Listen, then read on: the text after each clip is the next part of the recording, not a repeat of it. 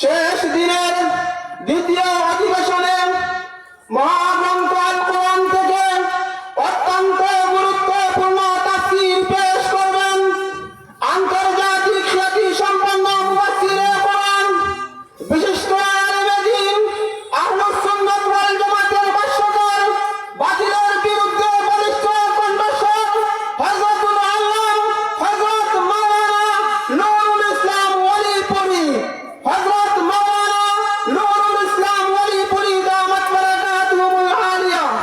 আমি হযরতকে মহাগ্রন্থ আল কোরআন থেকে তাফসীর পেশ করার জন্য রাজারগাঁও খাদিমুল কোরআন পরিষদের পক্ষ থেকে সবিনয়ে অনুরোধ জানাচ্ছি।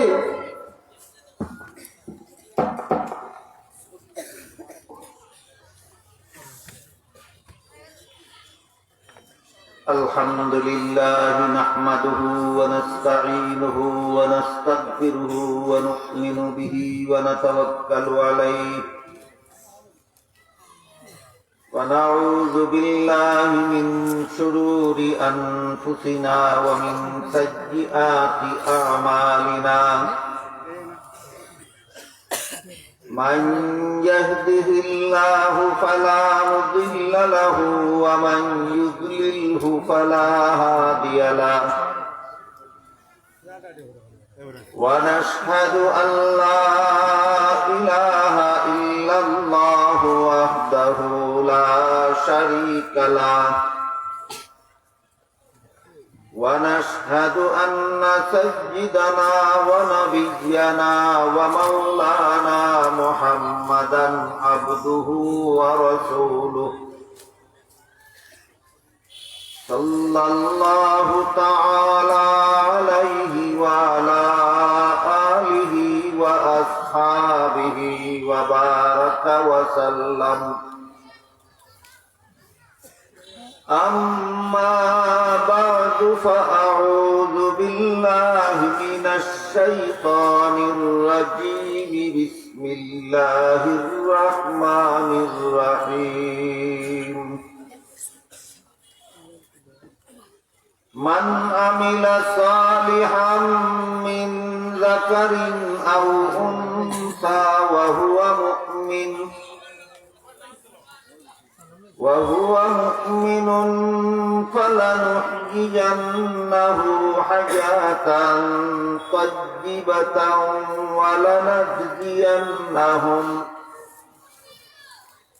ولنجزينهم أجرهم بأحسن ما كانوا يعملون. بارك الله لنا ولكم في القرآن العظيم ونفعنا وإياكم بالآيات والذكر الحكيم. শ্রদ্ধেয় সভাপতি হযরত উলামায়ে কেরাম, সম্মানিত সুধী সমাজ, দূর দূরান্ত থেকে আগত সর্বস্তরের মুসলমান ভাইয়েরা আমার ও আমার পর্দানিসীন মা ও বোনেরা, পবিত্র কোরআনের যে আয়াত আমি আপনাদের সামনে তিলাওয়াত করেছি, তাতে আল্লাহ বলেন, কোন মানুষ যদি মুমিন হয় আর আমল ভালো করে, নেক আমল করে, এর সাথে অন্য আয়াতে আরো দুটি কাজের উল্লেখ আল্লাহ করেছেন। সেখানে বলেন, ওয়ামান আরাদাল আখিরাতা ওয়া সাআলাহা সা'য়াহা ওয়া হুয়া মুমিন। উভয় আয়াতাংশের সারমর্ম হলো,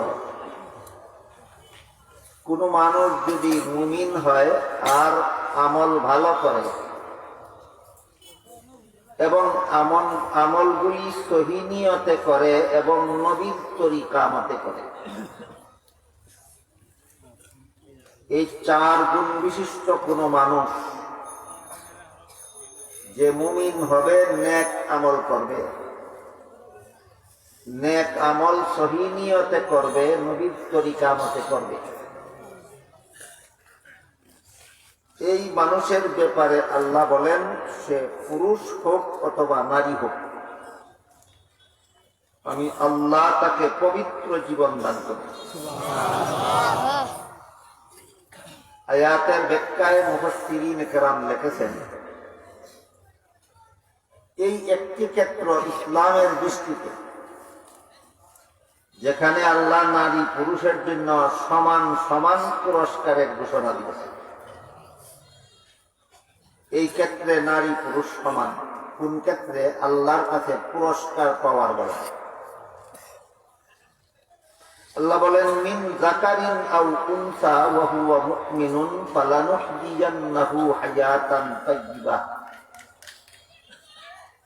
কোন মানুষ যদি মুমিন হয়, নেক আমল করে, সহিহ নিয়তে করে, নবীর তরিকা মতে করে, তাহলে সে পুরুষ হলেও আমি তাকে যেই পুরস্কার দিব, নারী হলেও সেই পুরস্কার দিব। পুরস্কারটা হলো আমি তাকে পবিত্র জীবন দান করব।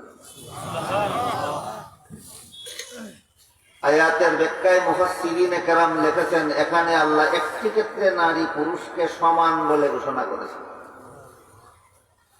কোন ক্ষেত্রে? আল্লাহর কাছে পুরস্কার পাওয়ার বেলার ক্ষেত্রে।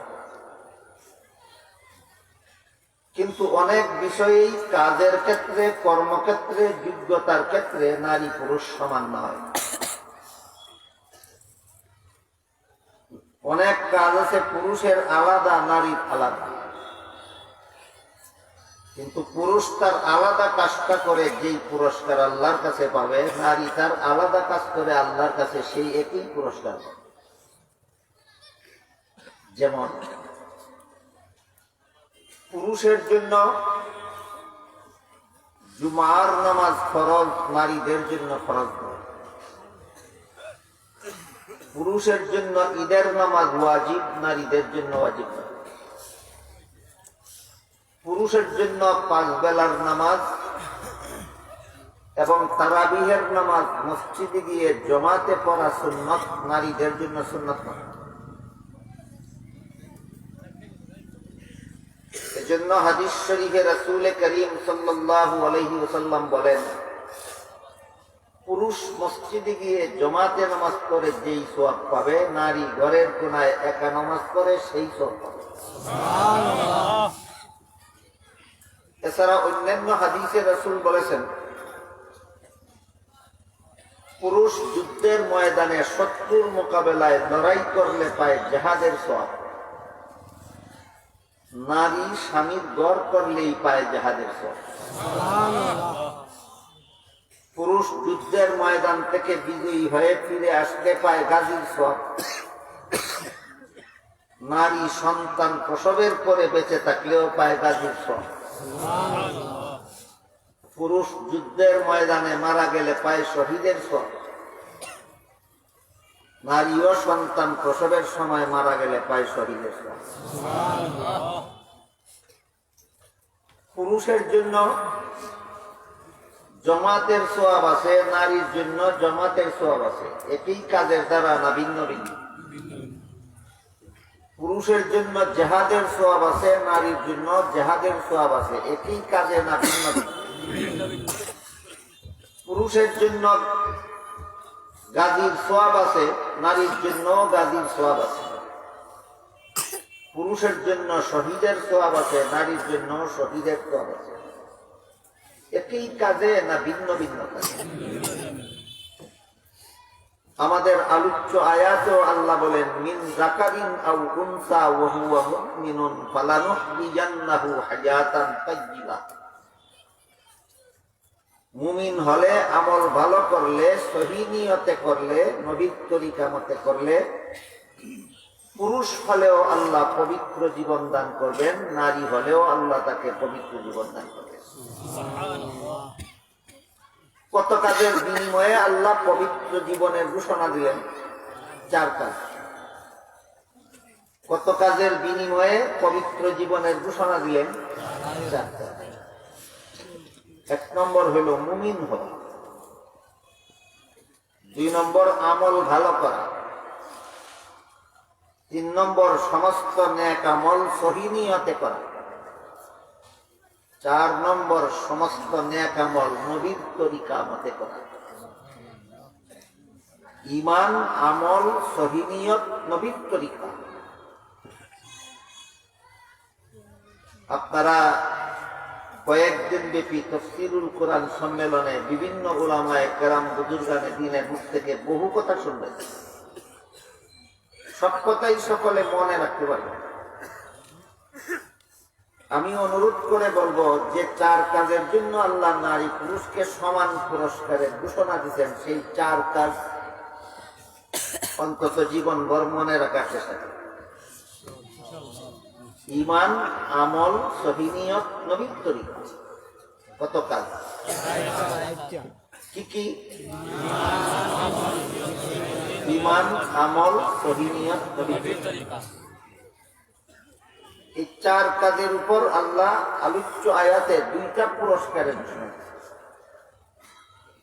একটা পুরস্কার হলো আল্লাহ বলেন আমি তাকে পবিত্র জীবন দান করব। আরেকটা পুরস্কারের ঘোষণা দিয়েছেন আল্লাহ আমি তাকে আমলের তুলনায় পুরস্কারের পরিমাণ অনেক বেশি দেব। তাই মোট 6টা জিনিস এখানে ব্যাখ্যা সাপেক্ষ। ঈমান কাকে বলে তা বিস্তারিত আলোচনা হওয়া দরকার। নেক আমল কাকে বলে তা বিস্তারিত আলোচনা হওয়া দরকার। সহিহ নিয়ত কাকে বলে তার আলোচনা বিস্তারিতভাবে হওয়া দরকার। নবীর তরিকা কাকে বলে তার আলোচনা বিস্তারিতভাবে হওয়া দরকার। পবিত্র জীবন কাকে বলে তার বিস্তারিত আলোচনা হওয়া দরকার। আমলের তুলনায় পুরস্কার বেশি এর একটা ধারণা নিয়ে যেন যেতে পারেন এমন একটা আলোচনা হওয়া দরকার।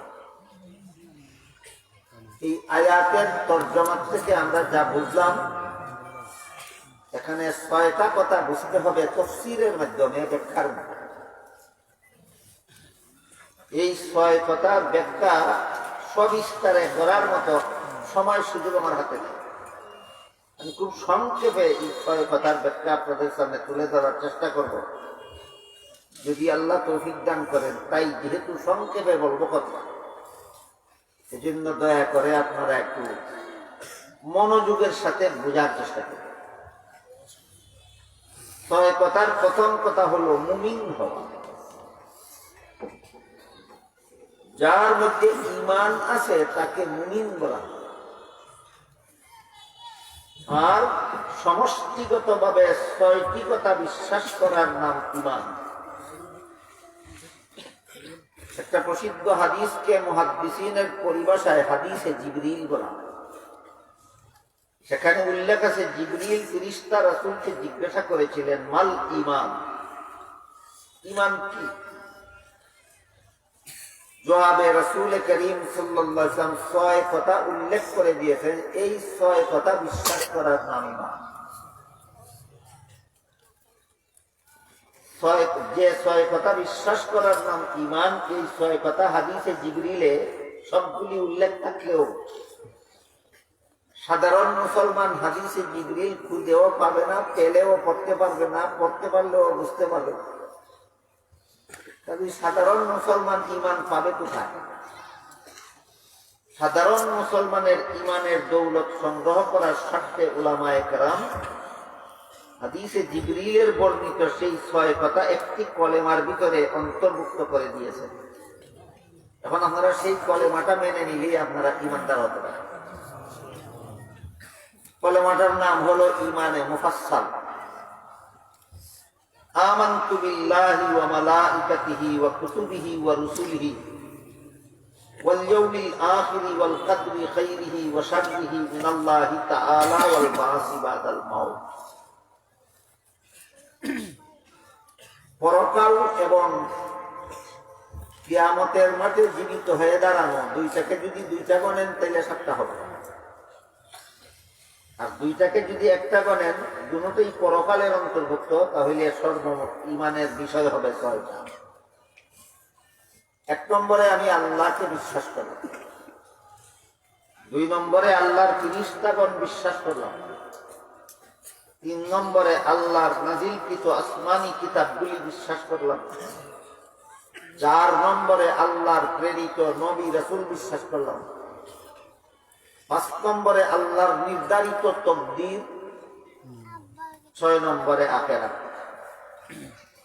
আল্লাহ বিশ্বাস, ফেরেশতা বিশ্বাস, আসমানি কিতাব বিশ্বাস, নবী রাসূল বিশ্বাস, তকদির বিশ্বাস, আখিরাত বিশ্বাস।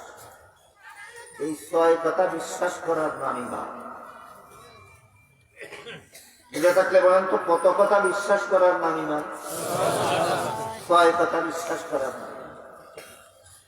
কেউ যদি 6 কথার কোনো একটা কথা পরিষ্কার ভাবে বলে যে আমি বিশ্বাস করি, অথবা এমন কথা বলে বা এমন কাজ করে যার দ্বারা বিশ্বাস না করাটাই প্রমাণিত হয়, তাহলে সে আর মুমিন মুসলমান থাকে না, সে বেদিন কাফির বানে।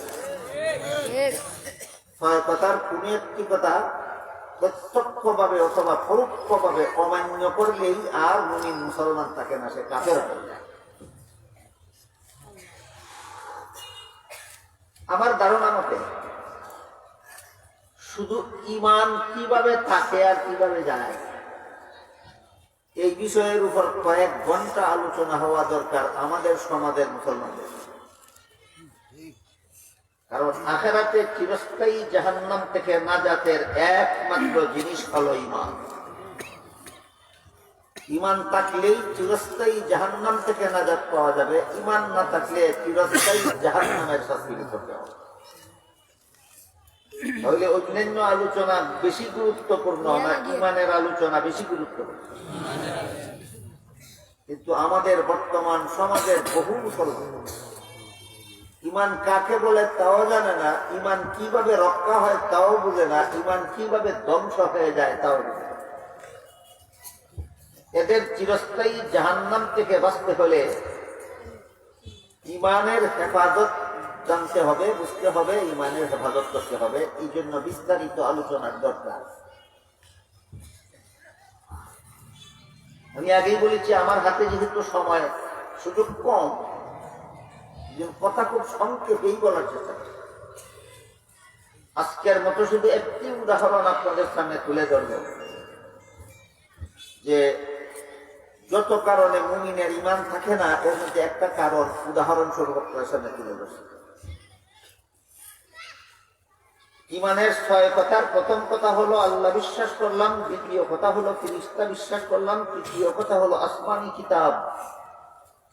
বলুন তো আপনারা, কোরআন কি আসমানি কিতাব না কোন মানুষের রচিত? আসমানি।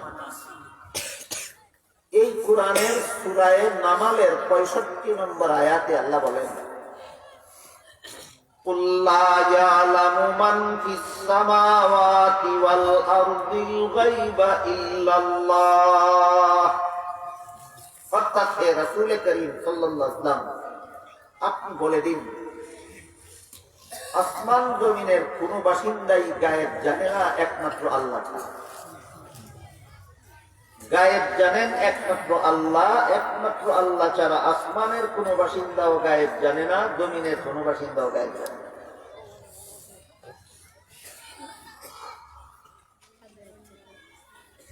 এই জন্য হযরত ইমাম আবু হানিফা রাহমাতুল্লাহি আলাইহি লিখিত আহলে সুন্নাত ওয়াল জামাতের আকীদা বিষয়ের কিতাব ফিকহে আকবরের ব্যাখ্যা গ্রন্থ শরহে ফিকহে আকবরে আল্লামা মুল্লা আলী আল কারি রাহমাতুল্লাহি আলাইহি লেখেন, قد صرح الحنفية بالتوحيد باعتقاد أن النبي صلى الله عليه وسلم يعلم الغيب لمعارضة قوله تعالى قل لا يعلم من في السماوات والأرض الغيب إلا الله। এর অর্থ হলো, যেহেতু আল্লাহ কোরআনে বলেছেন একমাত্র আল্লাহ ছাড়া আসমান জমিনের কোন বাসিন্দাই গায়েব জানে না, কাজেই যদি কেউ বলে নবী গায়েব জানেন তাহলে সে কোরআন মানে না। পরিষ্কার ভাষায় বলল কোরআন মানি না, না পরোক্ষভাবে কোরআনকে অমান্য করব। হ্যাঁ, যদি বলতো কোরআন মানি তাহলে প্রত্যক্ষ কোরআনের প্রতি অনাস্থা। সুদা ভাষায় কোরআন মানি না বলে না, কোরআনে যে কথা বলে এর বিরুদ্ধে আকীদা পোষণ করে, এটা পরোক্ষভাবে কোরআন অমান্য করা। তাই কিতাবে লেখেন, যেহেতু আল্লাহ সূরা নামলের 65 নম্বর আয়াতে পরিষ্কার ভাষায় বলে দিয়েছেন একমাত্র আল্লাহ ছাড়া আসমান জমিনের কোন বাসিন্দাই গায়েব জানে না, কাজেই যারা নবীর প্রতি অতিভক্তি দেখাতে গিয়ে বলে নবী গায়েব জানেন, তারা কোরআন মানে না। আর যারা কোরআন মানে না তাদের ঈমান থাকে না। যারা কোরআন মানে না তাদের ঈমান থাকে না। সারমর্ম কি দাঁড়াইলো? যারা বলে নবী গায়েব জানেন তারা মুমিন নয়। যারা বলে নবী গায়েব জানেন তারা মুমিন নয়। মুমিনদের মধ্যে একদল হয় ওয়াহাবি, একদল হয় সুন্নি। তুমি তো মুমিন হই না, তোমার আবার ওয়াহাবি কি আর সুন্নি কি?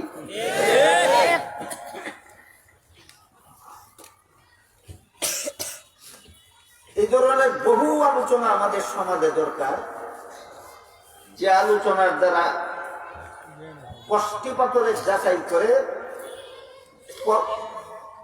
বোঝা যায় যে আমার ঈমান রইল না ধ্বংস হয়ে। যতভাবে মুমিনের ঈমান ধ্বংস হয়ে যায় পরোক্ষভাবে কোরআন অমান্য করার কারণে, আল্লাহকে অমান্য করার কারণে, রাসূলকে অমান্য করার কারণে, এইগুলি সাধারণত আমাদের সমাজে বিস্তারিত আলোচনাও হয় না, সাধারণ মানুষে জানেও না, বুঝেও না, তালে তালে কুফরি কথা বিশ্বাস করে আর দাবি করে আমি মুসলমান। কুফরি কথা বিশ্বাস করার পরে মুমিন হওয়ার দাবি বাতিল, আর মুমিন থাকে না।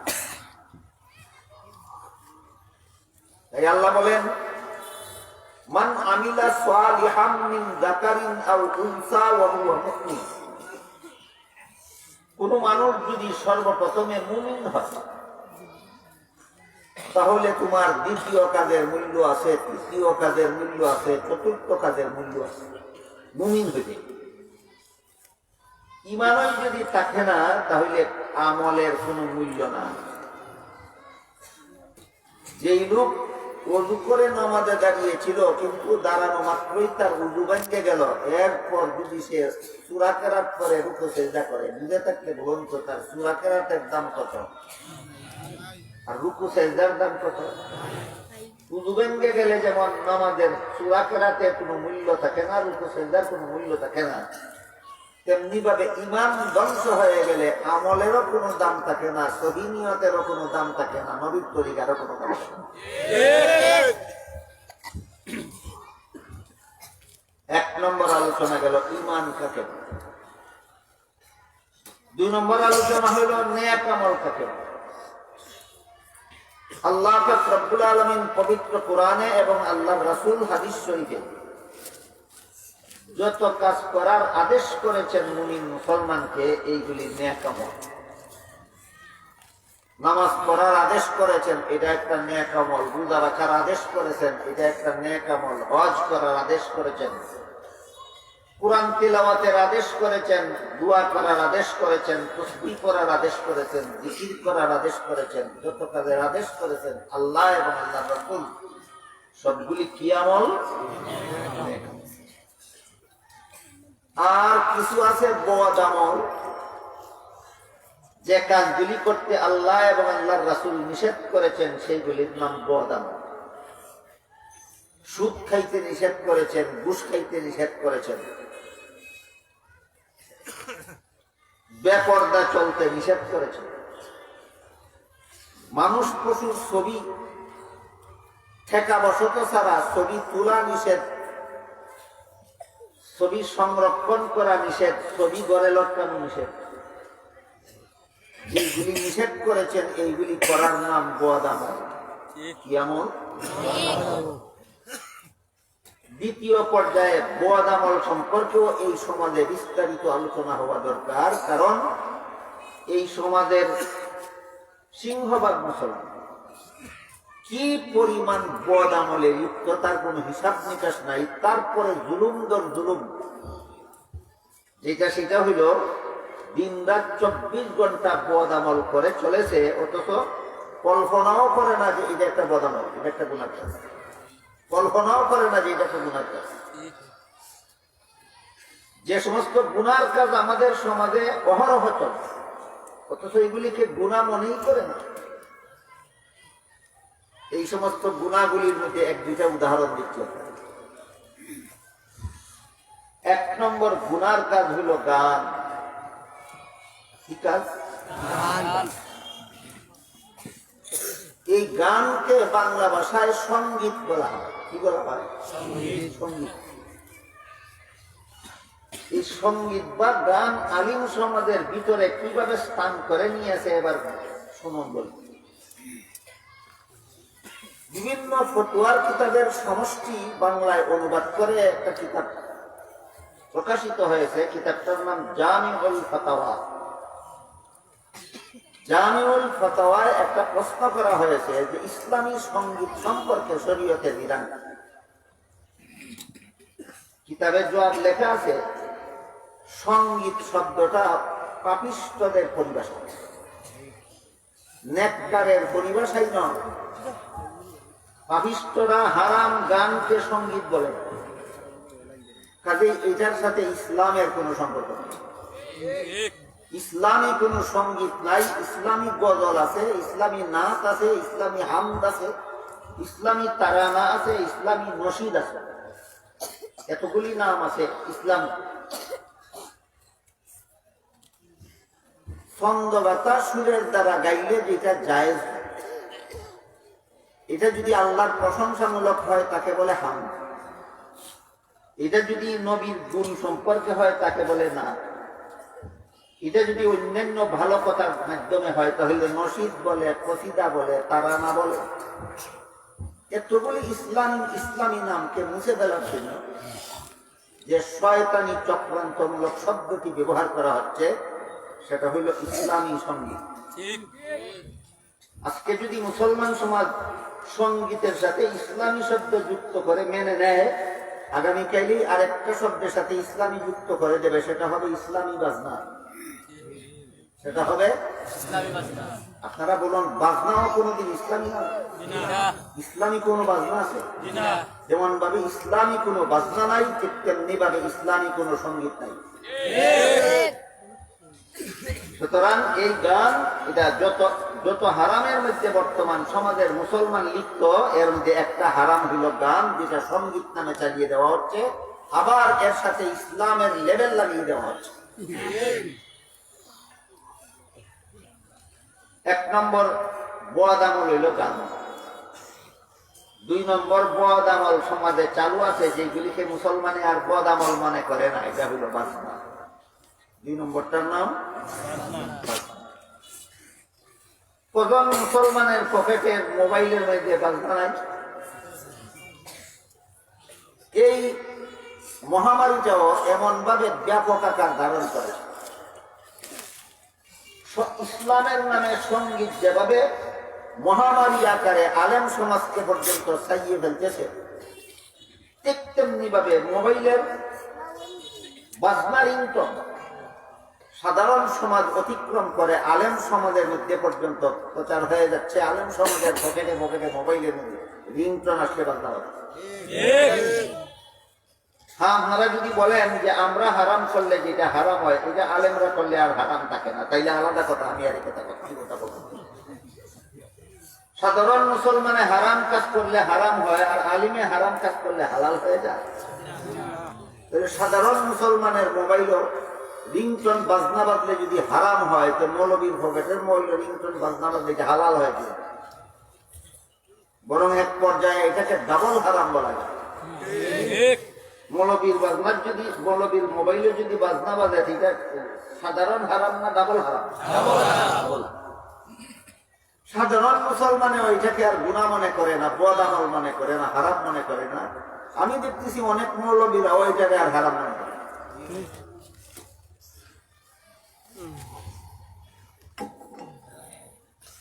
তিন নম্বর যে হারাম সমাজে চালু হয়ে গেছে, অথচ মুসলমানে এটাকে হারামই মনে করে,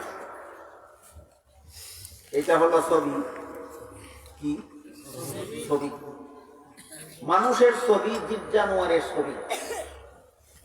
তুলা হারাম, সংরক্ষণ করা হারাম, গড়ে লটকানো হারাম।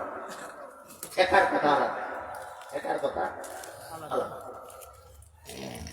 সরকারের টাকার মধ্যে ছবি থাকে, মানুষের ছবি, জীব জানোয়ারের। কারণ সরকারে হালাল হারামের দাঁড় দাঁড়ার কোন দরকার নেই। সরকার, যে সরকার ইসলামী নয় সেই সরকারে হালাল হারামের ধার ধারে না। হালাল হারামের ধার ধারার তার দরকারও নাই, তার শুধু গতিটা কোন রকম ধরে রাখার দরকার। এজন্য আমি অনেক সময় বলে থাকি, আমি কোন সরকারকে গদিতে বসাবার আন্দোলনও করি না, নামাবার আন্দোলনও করি না। তোমরা যার যার গদি নিয়ে বসা থাকো, ইসলাম নিয়ে নাক গলায়, আমাদেরকে ইসলাম নিয়ে থাকতে দাও, এখানেও তোমরা নাক গলাবার চেষ্টা করো। সরকার যেহেতু হালাল হারামের ধার ধারে না, এই জন্য সরকারের টাকার মধ্যে হারাম ছবি ছাপে। মুসলমানদের জন্য ছবি ছাপাও হারাম, যত্নে রাখাও হারাম, যত্নে রাখাও হারাম, ঘরে লটকানো হারাম। সরকারের টাকার মধ্যে হারাম ছবি ছাপলো, আপনার জন্য তো যত্নে রাখা হারাম হওয়ার কথা। তাই আপনি যদি এই ছবির কারণে টাকাকে অযত্নে রাস্তায় ফেলে রাখেন, তাহলে পরের দিন সকালে এই টাকাগুলি আরো পাবেন। তাহলে বাধ্য হয়ে এই হারাম ছবি বিশিষ্ট টাকা আপনার যত্ন করতে হবে। এটা কি শখে, সাদে, আউসে, বিলাসিতা, ঠেকা বসত? ঠেকার কথা, ঠেকার সাথে কোনো প্রশ্ন নেই। ঠেকা ছাড়া সর্বাবস্থায় মানুষের এবং জীব জানোয়ারের ছবি তোলা হারাম, ছবি গড়লটকানো হারাম, ছবি সযত্নে রাখা হারাম। কজন মুসলমানের পকেটের মোবাইলে হারাম ছবি নাই? কজন মৌলবীর মোবাইলে হারাম ছবি নাই? এই সমস্ত মৌলবীরা বুকে এই সমস্ত হারামের বিরুদ্ধে ওয়াজ করার মতো কোন সাহস নেই। যে মৌলবীর নিজের মোবাইলে রিংটোন বাজনা বাজে, যে মৌলবীর নিজের মোবাইলে হারাম ছবি সংরক্ষণ করে রাখে, তার বুকে বল নাই এর বিরুদ্ধে ওয়াজ করা। এই জন্য এইসব ওয়াজ আর হয় না। তার কোন মৌলবী ওয়াজ করবে, তার নিজের মোবাইলটা তো আছে। কথা বুঝতে পারতেছেন? এই সমস্ত হারামকে এই সমাজের মুসলমানে আর হারামই মনে করে না, মৌলবীরাই হারাম মনে করে না, মুসলমানে কি? এই ধরনের যত হারাম সমাজে চালু আছে, এর মধ্যে একটা গান, একটা বাজনা, একটা ছবি, মানুষ পশুর ছবি।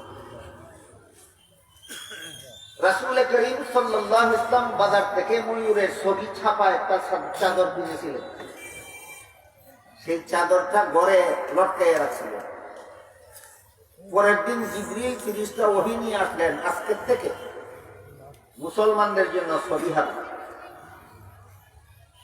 জিবরিল অন্যদিন ওহী নিয়ে নবীর ঘরে প্রবেশ করেন, আজকে ওহী নিয়ে আসলেন নবীর ঘরের বাইরে দাঁড়িয়ে। নবী জিজ্ঞেস করেন, ও জিবরিল, ওহী নিয়ে যতদিন আসো আমার ঘরের ভিতরে আমার কাছে আসো, আজকে বাইরে দাঁড়িয়ে রইল। জিবরিল বলে, আজকে যে ওহী নিয়ে এসেছি সেটা হইল, আজকের থেকে কিয়ামত পর্যন্ত সমস্ত মুসলমানদের জন্য মানুষ পশুর ছবি ব্যবহার হারাম। এসে দেখি আপনার ঘরের ভিতরে ময়ূরের ছবি লটকানো। এইরকম ছবি যার ঘরে থাকবে কিয়ামত পর্যন্ত কোন রহমতের ফেরেশতা প্রবেশ করবে না, আমিও প্রবেশ করব। নবী বলেন, ও জিবরিল, ছবি হারাম ওহী নিয়ে এসে তো আজকে, আর ছবি ছাপা চাদর তো আমি কিনেছিলাম গতকাল, যেদিন হারাম ছিল। হারাম ঘোষণা হওয়ার পরে নবী হারাম ছবি ছাপা চাদর কিনেছিলেন? হারাম ঘোষণার আগের দিন নবী বলেন, আমি গতকাল চাদর কিনেছি, গতকাল তো হারাম ছিল না, আজকে যদি তুমি হারাম ওহী নিয়ে আসছো, আমার চাদরটা কি করবো? পয়সার কিনা চাদর, বুঝলেন না? জিবরিল বাইরে দাঁড়িয়ে বলেন, চাদরটা এমন ভাবে ছিঁড়ে টুকরা টুকরা করুন যেন প্রত্যেকটা ছবির মাথা যায় এক টুকরায় আর শরীর যায় আর এক টুকরায়। জিবরিলের কথা মতো নবী তাই করলেন। এই চাদরের মধ্যে যতগুলি ময়ূরের ছবি ছিল সবগুলি ছবি এমন ভাবে ছিঁড়ে টুকরা টুকরা করলেন, ছবির খেলা গেল এক টুকরায়, শরীর গেল আরেক টুকরায়। তারপর জিবরিল ফেরেশতা মুহাম্মদুর রাসূলুল্লাহর ঘরে প্রবেশ। নবীর ঘরে ছবি থাকলে যদি জিবরিলের মতো ফেরেশতা প্রবেশ করে না, কোন নবাবের ঘরের নবাবের বড় ছবি লটকানো থাকলে রহমতের ফেরেশতা প্রবেশ করবে? চিন্তা করে দেখুন তো, মুসলমান বদামল দেখি বদামল মনে করে। এই হইল মুসলমানদের অবস্থা। আপনারা আমাকে বিষয় দিয়েছেন, কি বিষয়? ইহকালীন করণীয় ও পরকালীন মুক্তির উপায়। ইহকালীন করণীয় হইল হারামকে করতে থাকো, হারাম কল্পনা করবো না, এটাই পরকালে মুক্তির উপায়। গান শুনতে থাকো, বাজনা শুনতে থাকো, ছবি তুলতে থাকো, এই হারামগুলি করতে থাকো, এইগুলি পরকালে মুক্তির উপায়। কি বলে বিষয়? কি দিচ্ছেন আমাদের মনে আছে? বিষয় এটা দিচ্ছেন আপনারা, ইহকালীন করণীয় ও পরকালীন মুক্তির উপায়। বুঝে থাকলে বলুন তো, পরকালে জাহান্নাম থেকে মুক্তির উপায় কি? ইহকালীন বদামল না নেকামল? মান আমিলা সালিহাম মিন যাকারিন আও উনসা ওয়া হুয়া মুমিন ফালানুহইয়ান্নাহু হায়াতান তাইয়্যিবাতান ওয়া লানাজজিয়ান্নাহুম আজরাহুম বিআহসানি মা কানু ইয়ামালুন। কোন মানুষ যদি মুমিন হয় আর বদামল নয়, নেক আমল যদি করে, একায়াত আল্লাহ বলেন, ইন্নামাল খামরু ওয়াল মাইসিরু ওয়াল আনসাবু ওয়াল আজলাম রিজসুম মিন আমালিশ শাইতান। মদ, জুয়া, লটারি, মূর্তি, এইগুলি নাপাক শয়তানের কাজ। মদ খাওয়া শয়তানের কাজ, জুয়া খেলা শয়তানের কাজ, লটারি খেলা শয়তানের কাজ, মূর্তি বানানি ফিরিস্তার কাজ না শয়তানের কাজ? কাজেই এইটা হারাম, শয়তানের কাজ হারাম। বাংলাদেশের কজন মুসলমান মূর্তি বানানিরে হারাম মনে করে? আল্লাহ এবং আল্লাহর রাসূল যেই জিনিসকে হারাম সাব্যস্ত করে দেন, ওইটাকে যারা হারাম মনে করে না, তাদের ঈমান থাকে না। তাদের ঈমান না থাকাটাই হইল পরকালে মুক্তির ব্যবস্থা। তাহলে ঈমান এমনি থাকবে না, আমার হেফাজত করে রাখতে হবে? ঈমান হেফাজত করে রাখতে হবে। এখানেও জুলুম দর জুলুম আছে, একটা ফার্সি শব্দ বাংলায় বলা যেতে পারে বাড়াবাড়ির উপর বাড়াবাড়ি। মূর্তি মুসলমানে বানায় তো বানাই, হারাম তো মনে করেই না। কোন মৌলবীর মুখ দিয়ে যদি উচ্চারণ হয় মূর্তি বানানি হারাম, তার মৌলবীর 12টা বাজে আছে। কতগুলি কুফুরি একসাথে করে, কতগুলি কুফুরি একসাথে করে। এগুলি পরকালে জাহান্নাম থেকে বাঁচার উপায় নয়। জাহান্নামে ঢোকার সময় ফেরেশতারা জিজ্ঞাসা করে, আলাম ইয়াতিকুম রুসুলুম মিনকুম ইয়াতলুনা আলাইকুম আয়াতি রাব্বিকুম ওয়া ইউনযিরুনাকুম লিকাআ ইয়াউমিকুম হাযা ক্বালু বালা ওয়ালাকিন হাক্কাত কালিমাতুল আযাবি আলাল কাফিরিন। জাহান্নামে ঢোকার সময় জাহান্নামের দারওয়ান ফেরেশতা জিজ্ঞাসা করে, জাহান্নামের পথে আসলে কেন? এমন কাজ করলে যে চিরকালের জন্য জাহান্নামে যেতে হবে, এমন কথা দুনিয়াতে বলেনি কেউ কোনোদিন? বলবে বলেছিল, তারপরে এই কাজ করলে কেন? বলবে শেষ পর্যন্ত আল্লাহর সিদ্ধান্তই চূড়ান্ত সাব্যস্ত হলো, যারা আল্লাহর বিধানে অবিশ্বাসী এদের কপালে চিরস্থায়ী জাহান্নাম ছাড়া কিছু নয়। যারা আল্লাহর বিধানে অবিশ্বাসী এদের কপালে চিরস্থায়ী জাহান্নাম ছাড়া কিছু নাই। তখন দারওয়ান বলবে, কিলা দুখুলু আবওয়াবা জাহান্নামা খালিদিনা ফিহা ফাবিসা মাসওয়াল মুতাকাব্বিরিন।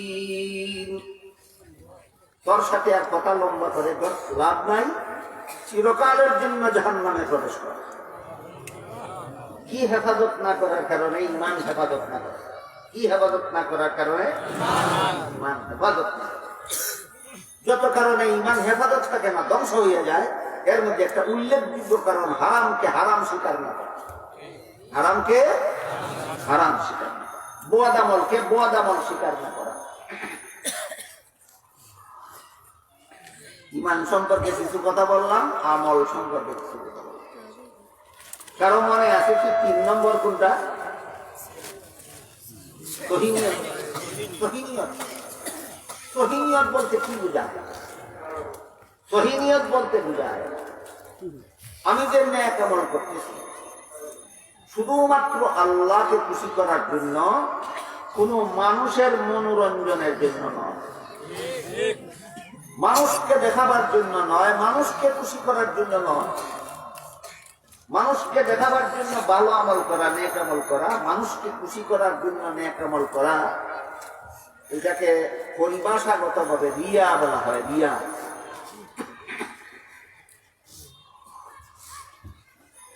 এই ব্যাপারে সরাসরি একটা হাদিসের তরজমা বলে দিই আপনাদেরকে, আমি আশা করি আপনাদের বুঝার জন্য যথেষ্ট। এক হাদিসে রাসূল করিম সাল্লাল্লাহু আলাইহি ওয়াসাল্লাম বলেন, হাসরের বিচারে আল্লাহ এক শ্রেণীর শহীদকে জিজ্ঞাসা করবেন, তোমরা দুনিয়ার থেকে কি আমল করে এসেছো? এরা বলবে, আল্লাহ তোমার রাস্তায় লড়াই করেছি, জিহাদ করেছি, শেষ পর্যন্ত প্রাণ বিসর্জন দিয়েছি আল্লাহ। বরঞ্চ আল্লাহ রাস্তায় জান দেওয়া কি বলা হয়? শাহাদত। যে আল্লাহ রাস্তায় জান দেয় তারা কি কয়? তারা শহীদ কয়। দান দেওয়াটার নাম শাহাদত। যে দান দিল সে শহীদ। এতটুকু পরিভাষাও যে বুঝে না, হিন্দু মরলেও কয় শহীদ। ইসলামী পরিভাষার সাথে তামাশা করা আর কিছু না। ইসলামী পরিভাষার সাথে ব্যঙ্গ বিদ্রুপ করা কিছু না। ইসলামী পরিভাষা নিয়ে যারা ব্যঙ্গ বিদ্রুপ করে তাদের ঈমান ধ্বংস হয়ে যায়।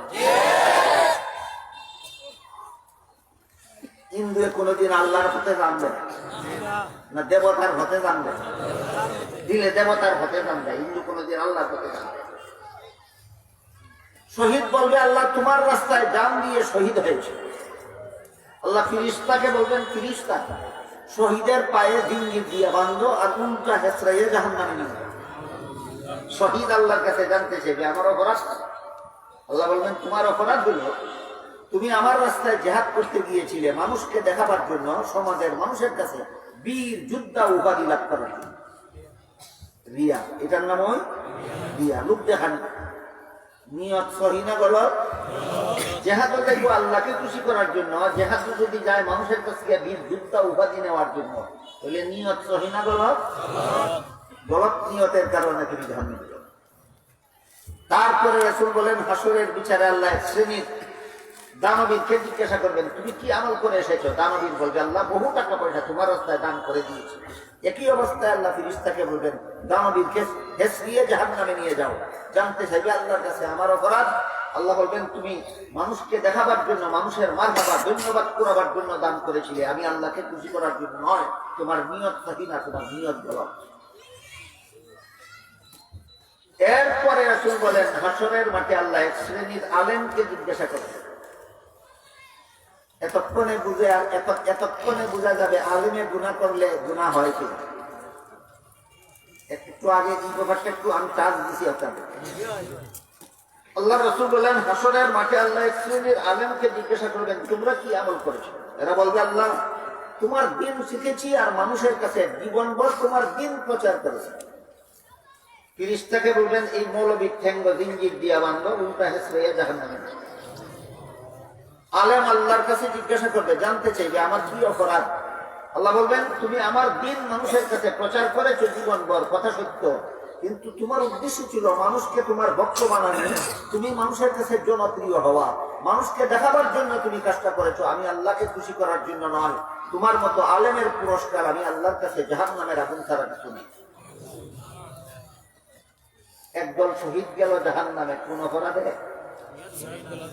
নিয়ত সহিনাতে গেল। একদল দানবীর গেল জাহান্নামে কোন অপরাধে? নিয়ত সহিনা। একদল আলেম গেল জাহান্নামে কোন অপরাধে? নিয়ত সহি না।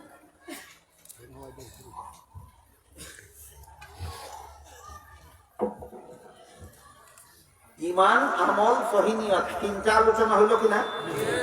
এরপরে 4 নম্বরটা কারণ মনে থাকলে বলুন, নবীর চরিত্র। মানুষের জীবনে যত কাজ আছে সবগুলি দুই প্রকার, হয়তো সংসারের কাজ আর না হয় ধর্মের কাজ, হয়তো সংসারের কাজ আর না হয় ধর্মের কাজ। সংসারের কাজ যদি নবীর তরিকা মতে করে, সংসারের কাজের দ্বারা ইবাদতের সওয়াব পায়। একটা হাদিসের অনুবাদ বলি, সহজে বলতে পারবেন, বুঝে নিতে পারবেন। আমি আগেই বলেছি, খুব শর্টকাটে আমার কথা বলতে হবে, সময় খুব কম। এক হাদিসে রাসূল করিম সাল্লাল্লাহু আলাইহি ওয়াসাল্লাম বলেন, কেউ যদি এশার নামাজ জামাতের সাথে পড়ে ঘুমায়, এখানে কেউ বলতে পুরুষ নারী নয়, কারণ নারীর হাদিস আলাদা, আমি বলেছি। আল্লাহ রাসূল সাল্লাল্লাহু আলাইহি ওয়াসাল্লাম নারী সম্পর্কে বলেন, খায়রু মাসাজিদিন নিসায়ে কারু বিয়ুতিহিন্না, নারীদের শ্রেষ্ঠ মসজিদ তাদের ঘরের কোণে। নারীরা ঘরের কোনায় নামাজ পড়লো, একা নামাজ পড়লে সেই সওয়াব পাবে, পুরুষ মসজিদে জমাতে পড়লে যেই সওয়াব পাবে। সুতরাং যে হাদিসে রাসূল বলেছেন, কেউ যদি এশার নামাজ জামাতের সাথে পড়ে ঘুমায়, যেন কেউ বলতে কে নারী না পুরুষ? সব হাদিস সামনে নিয়ে তর্জমা করতে হবে। তো এক হাদিস থেকে চক্ষু বন্ধ করে আরেক হাদিসের তর্জমা করলে তর্জমা ভুল হতে বাধ্য। সারমর্ম হলো, কোন পুরুষ যদি মসজিদে গিয়ে জমাতের সাথে, মসজিদে গিয়ে অথবা অন্তত ঘরে পড়লেও জমাতের সাথে এশার নামাজ পড়ে যদি ঘুমায়, তার ঘুমানিটা নবীর তরিকা মতে হয়। ঘুমানিটা কি মতে হয়? নবীর তরিকা মতে হয়। রাসূল বলেন, নবীর তরিকা মতে ঘুমানির কারণে অর্ধেক রাতের ঘুম তার ইবাদতে লেখা হয়। তারপরে রাসূল বলেন, আবার ঘুম থেকে জাগার পরে যদি ফজরের নামাজটাও জামাতের সাথে পড়ে, বাকি অর্ধেক রাতের ঘুম তার ইবাদতে লেখা হয়। তারপরে বলেন, কাজেই যেই ব্যক্তি এশার নামাজও জামাতের সাথে পড়ে ঘুমাইলো আর ঘুম থেকে জাগার পরে ফজরের নামাজও জামাতের সাথে পড়লো, এই লোকটা এশার পর থেকে ফজর পর্যন্ত সারা রাত যত ঘুম ঘুমাইলো, সারা রাতের ঘুম তার ইবাদতে লেখা হয়। ঘুমানিটা কি আসলেই ইবাদত ছিল না সংসারের কাজ? এই লোকের সংসারের কাজ ইবাদত হইল কিভাবে? নবীর তরিকা। ক্লিয়ার হইল যে সংসারের কাজও নবীর তরিকা মতে করলে ইবাদতের ফল। এই কথাটা বুঝলেন কিনা? সংসারের কাজও নবীর তরিকা মতে করলে ইবাদতের ফল। রাসূল করিম সাল্লাল্লাহু আলাইহি ওয়াসাল্লাম আরেক হাদিসে বলেন, কোন পুরুষ তার বিবির সাথে মিলামেশা করলেও ইবাদতের ফল।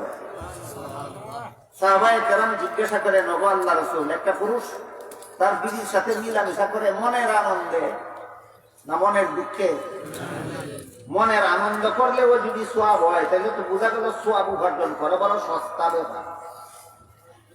সাহাবী বলেন, মনের আনন্দ মিটাইলেও যদি সওয়াব হয়, তাহলে তো সওয়াব কামাই করা বড় সস্তা ব্যাপার। রাসূল জবাবে বলেন, সস্তা আর মূল্যের ব্যাপার না, ব্যাপার হইল নবীর তরিকা। এই লোকটা যদি নবীর তরিকা মতো বিবির কাছে আনন্দ করতে না গিয়ে বিভিন্ন নারীর কাছে আনন্দ করতে যাইত, তাইলে গুনাহ হইতো কিনা? সাহাবা বলেন গুনাহ হইতো। তখন আল্লাহ রাসূল বলেন, যেই কাজটা নবীর তরিকার খেলাফ করলে গুনাহ হয়, এই কাজটাই সংসারের কাজই হোক, নবীর তরিকা মতে করলেই ইবাদত হয়। তাহলে নবীর তরিকার ব্যাপারটা বুঝলেন কি? পরিষ্কার। সংসারের কাজ যদি নবীর তরিকা মতে করা হয়, তাহলে এর দ্বারা ইবাদতের ফল। পক্ষান্তরে ধর্মের কাজও যদি মন গড়া মতে করে, নবীর তরিকা মতে নয়, তাহলে হাদিস শরীফে রাসূল বলেন, ইয়াকুম ওয়া মুহদাসাতিল উমুর ফা ইন্না কুল্লা মুহদাসাতিন বিদআতুন ওয়া কুল্লা বিদআতিন দালালা ওয়া কুল্লা দালালাতিন ফিন-নার। আও কামা ক্বাল আলাইহিস সালাতু ওয়াস সালাম। সাবধান আমার উম্মত মুসলমান, ধর্মের কাজ মন গড়া ভাবে করবে না, ধর্মের কাজ নবীর তরিকা মতে করবে। ধর্মের কাজ যদি নবীর তরিকা মতে করে, তাহলে সেই কাজ আল্লাহর কাছে গ্রহণযোগ্য হবে। আর ধর্মের কাজ যদি মন গড়া মতে করে, এইরকম ধর্মের কাজের নাম বেদাত। সংসারের কাজের নাম বেদাত নয়, ধর্মের কাজের নাম বেদাত। উদাহরণ বলি শুনুন। আযান শেষে দুরূদ শরীফ পড়া নবীর তরিকায় আছে, আযানের আগে দুরূদ শরীফ পড়া নবীর তরিকায় না। আচ্ছা, আজানের কথাটা একটু পরে বুঝেন। নামাজ শেষে সালাম ফিরাবার আগে দুরূদ শরীফ পড়া নবীর তরিকায় আছে কি? কিন্তু নামাজের শুরুতে দুরূদ শরীফ পড়া নবীর তরিকায় নাই। একজনের দুরূদ শরীফের ফজিলতের ওয়াজ শুনছে। আল্লাহ রাসূল বলেন, যে ব্যক্তি আমার প্রতি একবার দুরূদ শরীফ পড়বে, আল্লাহ তার প্রতি 10 বার রহমত নাযিল করবে। তার 10টা গুনাহ মাফ করে দেবেন, তার 10টা মর্যাদা বাড়িয়ে দেবেন। এই দুরূদ শরীফের ফজিলত শুনে আরেক লোক যদি বলে, এত ফজিলতের দুরূদ শুধুমাত্র নামাজের শেষে পড়বো কেন, নামাজের শুরুতে একবার বললে দোষ কি? তার দুরূদ পড়া হবে বেদাত। দুরূদ শরীফের মতো এত ফজিলতের কাজ, এত বড় সওয়াবের কাজ বেদাত কেন? নবীর তরিকায় না। ঠিক তেমনি ভাবে যেভাবে নামাজের শেষে দুরূদ পড়া নবীর তরিকায় আছে, পড়লে হবে সুন্নত। নামাজের শুরুতে দুরূদ শরীফ পড়া নবীর তরিকায় নাই, পড়লে হবে বেদাত। ঠিক তেমনি ভাবে আযান শেষ করার পর দুরূদ শরীফ পড়া নবীর তরিকায় আছে, পড়লে হবে সুন্নত। আযান শুরু করার আগে দুরূদ শরীফ পড়া নবীর তরিকায় নাই, পড়লেই হবে বেদাত। তাই রাসূল বলেন, মন গড়া যুক্তি দিয়া ধর্মের কাজ করো না, নবীর তরিকা মতে করো। মন গড়া মতে করলেই বেদাত হবে, বেদাত করলেই জান্নাতের পথ হারাবে, জান্নাতের পথ হারালেই জাহান্নামে যেতে হবে। আবার বলুন তো, আপনারা আমাকে বিষয়টা কি বুঝিলেন?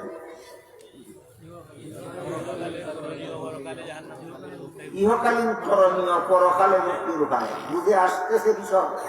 ইহকালীন করণীয়, পরকালীন মুক্তির উপায়। 1 নম্বর করণীয় হলো ঈমান হেফাজত করা।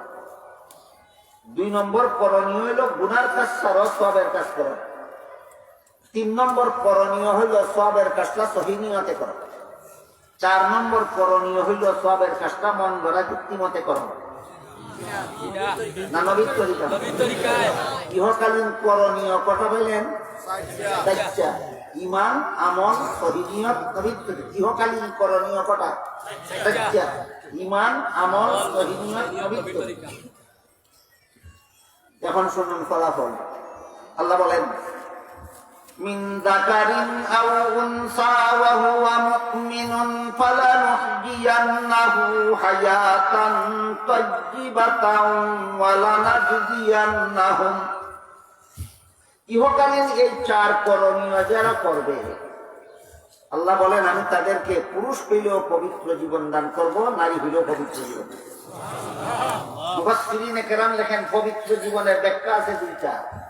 পবিত্র জীবনের ব্যাখ্যা, একটা দুনিয়াতে পবিত্র জীবন আর একটা আখিরাতে পবিত্র জীবন। দুনিয়াতে পবিত্র জীবন কোনটা? দুনিয়াতে পবিত্র জীবন হলো এই 4টা কাজ যারা করবে। ইহকালীন করণীয় 4 কাজ যারা করবে, এরাই শুধু দুনিয়ার পবিত্র জীবন উপলব্ধি করতে পারবে। 4 কাজ যারা করবে না, দুনিয়ার পবিত্র জীবন উপলব্ধিও করতে পারবে না, ব্যাখ্যা করে বুঝালে বুঝবেও না। বলুন তো, ব্যাপারটা বুঝাবার ব্যাপার না বুঝার ব্যাপার? এই কথাটা বুঝাবার জন্য একটা উদাহরণ দিয়েছি। 7 বছরের নাবালক একটা ছেলেকে আপনি যদি 7 ঘন্টা লেকচার দিয়ে বোঝান সাবালক কাকে বলে, বুঝবেন? কিন্তু সে নিজে যেদিন সাবালক হবে, কত ঘন্টা লেকচার দিয়ে বোঝানি লাগবে না, নিজেই বুঝবে। সাবালক আর নাবালক যেমন বুঝাবার ব্যাপার নয়, বুঝার ব্যাপার না। কেমন? সাবালক আর নাবালক বুঝানি যায় না, নিজেই বুঝতে হয় সময় আসলে। ঠিক তেমনি ভাবে দুনিয়ার পবিত্র জীবন ব্যাখ্যা দিয়া বোঝানো যাবে না। 4 কাজ করে দেখেন পবিত্র জীবন নিজেই টের পাবে। 4 কাজ করে দেখেন দুনিয়ার পবিত্র জীবন নিজেই টের পাবে। কি টের পাবেন? এবার যেমন কি টের পাবেন? মুফাসসিরিনে কেরাম তাফসীরের কিতাবে লেখেন, যার ঈমান হেফাজতে আছে, আমল ভালো আছে, যার নিয়ত সহিহ আছে, নবীর তরিকা মতো জীবন যাপন করে, এই লোকটা দুনিয়াতে যত বড় বিপদগ্রস্ত হোক, যত বড় অভাবগ্রস্ত হোক, যত বড় ঋণগ্রস্ত হোক, যত বড় রোগাক্রান্ত হোক, তার অন্তরটা কোনোদিন হতাশ হবে না। তার অন্তরটা সদা সর্বদা পরকালীন শান্তিময় সুখময় জীবনের আশায় সান্ত্বনায় ভরপুর। এটা বুঝাবার ব্যাপার না, এটা বুঝার ব্যাপার। আপনার ঈমানটা হেফাজত করুন, আপনার আমলটা ভালো করুন, নিয়তটা সহি করুন, নবীর তরিকা মতো চলুন। দেখবেন মনের মধ্যে আল্লাহ কুদরতিভাবে আপনার মনের মধ্যে এমন সান্ত্বনা দিয়া রাখবে, অভাবের দ্বারাও সেই সান্ত্বনা দূর হবে না, বিপদের দ্বারাও সেই সান্ত্বনা দূর হবে না, কোন রোগে আক্রান্ত হলেও সেই শান্তি অন্তর থেকে দূর হবে। এটার নাম দুনিয়াতে পবিত্র জীবন। এটার নাম দুনিয়াতে পবিত্র। আর এই 4 কাজের মধ্যে যাদের ত্রুটি আছে, সামান্য অভাব হলে হাল কাজ শুরু করা হবে। 4 কাজের মধ্যে যাদের ত্রুটি আছে, সামান্য বিপদে পড়লেই তার হতাশার শেষ নাই। এই 4 কাজের মধ্যে যাদের ত্রুটি আছে, একটু রোগে আক্রান্ত হইলেই তার ঘাবড়ানির আর কোনো শেষ নাই। বলুন তো, দুনিয়াতে মানুষ অভাবে পড়লে, বিপদে পড়লে, রোগে আক্রান্ত হলে ঘাবড়ায় কেন, হতাশ হয় কেন? 4 কাজের অভাব। কত কাজের অভাব? এই গেল দুনিয়াতে পবিত্র জীবনের ব্যাখ্যা। আখিরাতে পবিত্র জীবনের ব্যাখ্যা এক শব্দই শেষ, জান্নাত। আখিরাতে পবিত্র জীবন মানি জান্নাতি জীবন। আখিরাতে পবিত্র জীবন মানি জান্নাতি জীবন। হাদিস শরীফে রাসূল করিম সাল্লাল্লাহু আলাইহি ওয়াসাল্লাম বলেন, জান্নাতি জীবনে পুরুষদেরকে যে সমস্ত বিবি দেওয়া হবে, তাদের পেটের ভিতরে কোনো অপবিত্র জিনিস নেই। না এক বিন্দু পেশাব আছে, না এক বিন্দু পায়খানা আছে, না এক বিন্দু পচা রক্ত আছে, না মুখের তুতুর মধ্যে দুর্গন্ধ আছে, বরং মুখের তুতুর মধ্যে হবে মেশকে আম্বরের সুগন্ধ। জান্নাতি বিবিদের শরীরের গামের মধ্যে হবে মেশকে আম্বরের সুগন্ধ। জান্নাতি বিবিদের ডেকুরের মধ্যে হবে মেশকে আম্বরের সুগন্ধ। অপবিত্রতার কোনো কাজ জান্নাতের ভিতরে নেই। হাদিস শরীফে রাসূল করিম সাল্লাল্লাহু আলাইহি ওয়াসাল্লাম বলেন, জান্নাতের বিবিরা এত বড় সুন্দরী হবে, এত বড় সুন্দরী হবে, জান্নাতের কোন বিবি যদি দুনিয়ার আকাশে তার হাতের কবজি পর্যন্ত ঝুলিয়ে দিত, কি পর্যন্ত? হাতের পাঞ্জাটা যদি দুনিয়ার আকাশে ঝুলাইয়া দিত, জান্নাতের কোন মহিলা কিয়ামত পর্যন্ত দুনিয়ার আকাশে চন্দ্র সূর্য উদয়ের দরকার হইত না, কিয়ামত পর্যন্ত দুনিয়াতে কোনোদিন রাত হইত না। এই হাতের পাঞ্জার আলোক রূপে সারা দুনিয়া কিয়ামত পর্যন্ত আলোকিত হয়ে ঝলমল ঝলমল করতে। এগুলি বিবরণ দিয়ে শেষ করার মতো, এগুলি বিবরণ দিয়ে শেষ করার মতো নয়। এটা হলো জান্নাতের পবিত্র। এতক্ষণে আমরা 5 নম্বর জিনিসটা বুঝলাম যে পবিত্র জীবন বলতে আল্লাহ কি বুঝালেন, বুঝতে পারলেন? একটা দুনিয়াতে পবিত্র জীবন, আর একটা জান্নাতে পবিত্র জীবন। আর বলছে একটা কি, ওয়ালানাজজিয়ান্নাহুম আজরাহুম বিআহসানি মা কানু ইয়ামালুন। আমলের তুলনায় পুরস্কার তুলনাহীন বিষয়। আমলের তুলনায় পুরস্কার, এটার উদাহরণ দিয়ে কথা শেষ করি। হাদিস শরীফে উল্লেখ আছে, রাসূল করিম সাল্লাল্লাহু আলাইহি ওয়াসাল্লাম বলেন, হযরত দাউদ আলাইহিস সালাম যখন হাশরের মাঠে দেখবেন মানুষের আমল ওজন করার পাল্লা এত বিশাল, আমল ওজন করার পাল্লা দুনিয়ার পাল্লার মতো নয়, এটা কুদরতি পাল্লা, এত বিশাল। 7 আসমান 7 জমিন এবং তার 7 আসমানে যা কিছু আছে, 7 জমিনে যা কিছু আছে, সবগুলি উঠালেও ভরবে না। বুঝাটা কি বলুন তো? হাশরের মাঠে আমল নামা ওজনের পাল্লাটা কত বড়? 7 আসমান 7 জমিনে উঠাইলেও ভরবে না। 7 আসমান 7 জমিনে যা কিছু আছে সবগুলি উঠাইলেও ভরবে না। এইরকম এত বিশাল পাল্লা দেখে দাউদ আলাইহিস সালাম বেহুশ হয়ে যান। পরে যখন দাউদ সালামের হুঁশ আসবে, তখন আল্লাহকে জিজ্ঞাসা করবেন, আল্লাহ কোন বান্দার নেক আমলের দ্বারা এত বড় পাল্লা পড়বে? কোন বান্দার নেক আমলের দ্বারা পাল্লা পড়বেও না, আর কোন বান্দা জান্নাতেও যেতে পারবে না। এই জন্য আমি এই চিন্তায় বেহুশ হয়ে গেছি। দাউদ আলাইহিস সালামের ঘটনাটা বুঝতে পেরেছেন? দাউদ আলাইহিস সালাম আল্লাহকে বলবেন হুঁশ হওয়ার পরে, এত বড় বিশাল পাল্লা যেটা 7 আসমানের দ্বারা ভরে না, 7 জমিনের দ্বারা ভরে না, 7 আসমান 7 জমিনের সবকিছু উঠাইলে ভরে না, এই পাল্লা কোন বান্দার নেক আমলের দ্বারা ভরবে? কাজে কোন বান্দার নেক আমল দিয়ে এই পাল্লা ভরতেও পারবে না, আর জান্নাতে যেতেও পারবে না। এই চিন্তায় আমি বেহুশ হয়ে গেছি। আল্লাহ পাক রব্বুল আলামিন দাউদ আলাইহিস সালামকে বলেন, আপনার এই চিন্তার দরকার নাই। যে বান্দার নেক আমল আমার পছন্দ হবে, একটা খেজুরের টুকরা আমার রাস্তায় দান করার সওয়াব দিয়ে আমি পাল্লাটা ভরে দেব। সুবহানাল্লাহ। বুঝে থাকতে বলুন তো কি পরিমাণ দান? একটা খেজুর আস্তা না টুকরা? আমলের পরিমাণ হইল একটা খেজুরের টুকরা, আর ফলের পরিমাণ হইল যেই পাল্লা 27 পান 7 গুণিনে বলে না, এটাও বর্ণ। এই জন্য আল্লাহ বলেন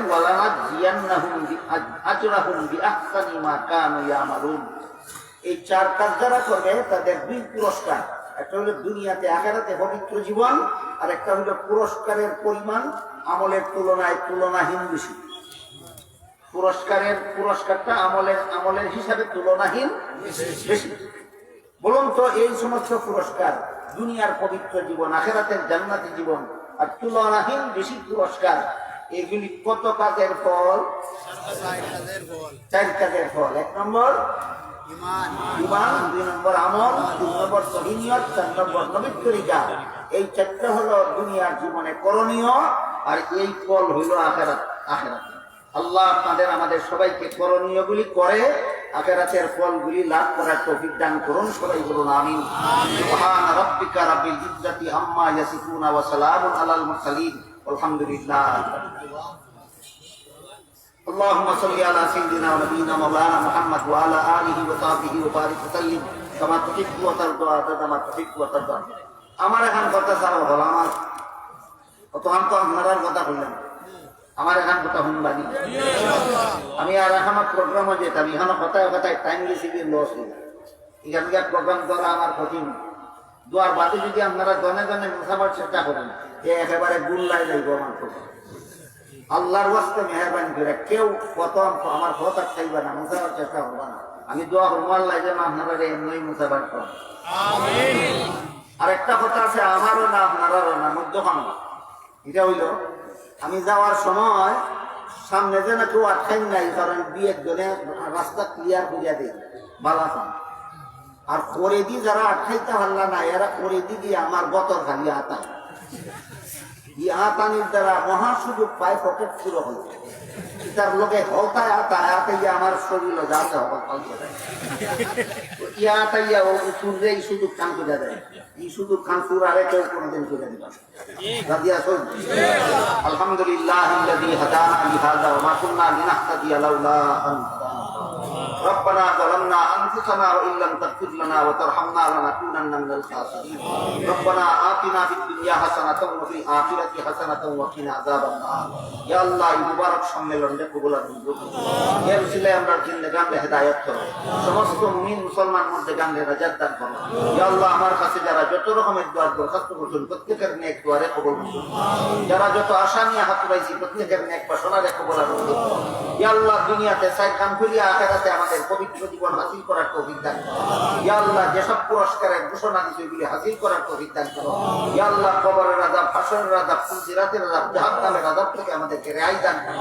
ইয়া আল্লাহ যে সমস্ত উলামায়ে কেরাম বুজুর্গানে দিন মুমিন মুসলমান দুনিয়া থেকে বিদায় হয়ে গেছেন তাদের কবরকে জান্নাতের বাগান বানিয়ে দাও। আর যে সমস্ত উলামায়ে কেরাম বুজুর্গানে দিন মুমিন মুসলমান দুনিয়াতে বেঁচে আছেন ইয়া আল্লাহ তাদের সবাইকে হায়াতুত তাইয়্যিবা দান করে দাও।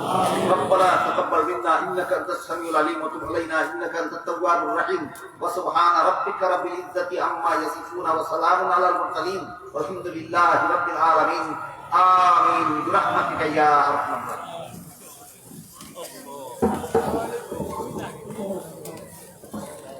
মাহতারাম